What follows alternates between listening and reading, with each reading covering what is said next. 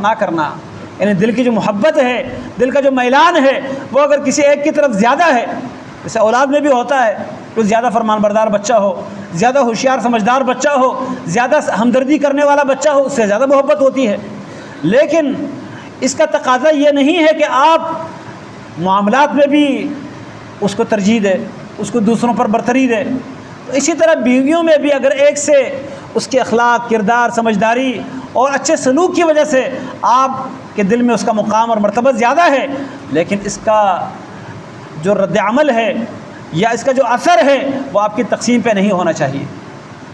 تو میاں اپنی بیوی کے حقوق کا خیال رکھے، جس میں سے اس کو کھلانا پلانا، اس کو رہائش فراہم کرنا، اس کی جو ضرورتیں ہیں ان کا خیال رکھنا، اپنے شوہر کی ضرورتوں کو پورا کرنے کا، وہ اپنے بستر پر اپنے گھر میں کسی کو آنے نہ دے جب تک شوہر کی اجازت نہ ہو۔ گھر کا جو ساز و سامان ہے اس کی حفاظت کرے، شوہر کی اجازت کے بغیر اس میں سے کچھ کسی کو نہ دے۔ اسی طرح اپنے اولاد کی تربیت کرے اور اپنے شوہر کو امانت کرے، اور ساتھ ساتھ یہ بھی ہے کہ اپنے شوہر کے لیے اپنے آپ کو بنانا سکھائے۔ شوہر جب گھر آتا ہے اس کے دروازے میں داخل ہونے پر تو مسکراہٹ کے ساتھ، اچھے الفاظ کے ساتھ، اپنی پیار محبت کے اظہار کے ساتھ سکون فراہم کرے۔ جب داخل ہو جائے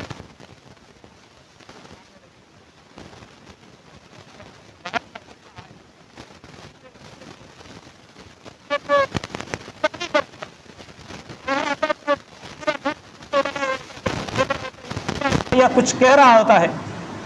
اور کبھی آ جاتا ہے تو بیوی لگی ہوتی ہے، کبھی بہنوں سے، کبھی کس سے، کبھی کس سے، تو اس سے کیا ہوتا ہے، آنے والا شوہر بھی چاہتا ہے کہ میرا استقبال ہو، مجھے اس گھر میں داخل ہوتے تو مسکراہٹ بیوی کی نظر آئے، اس کا حسن نظر آئے، اور بیوی اس سے بالکل بے پرواہ ہے، اس سے دل میں کدورت پیدا ہوتی ہے، نفرتیں پیدا ہوتی ہے۔ اور اسی طرح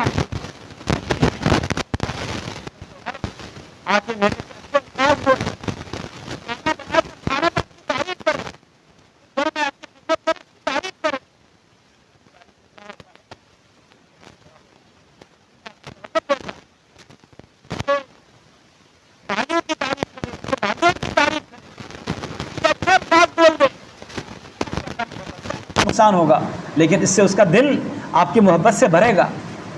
تو ایک دوسرے کو محبت فراہم کرنا، اس سے کیا ہوتا ہے، گھر میں سکون پیدا ہوتا ہے، نفرتیں دور ہوتی ہے۔ اس کی کوئی کمزوری ہے